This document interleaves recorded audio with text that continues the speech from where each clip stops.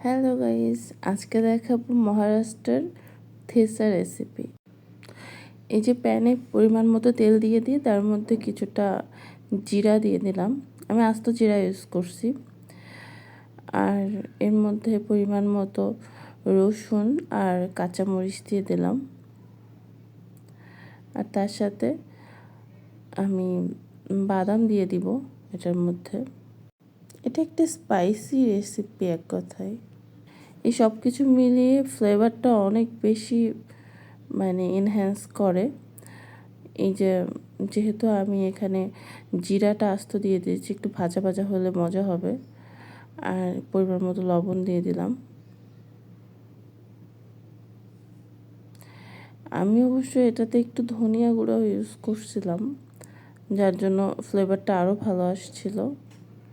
এভাবে করে জাস্ট শুধু নেড়ে নিতে হবে।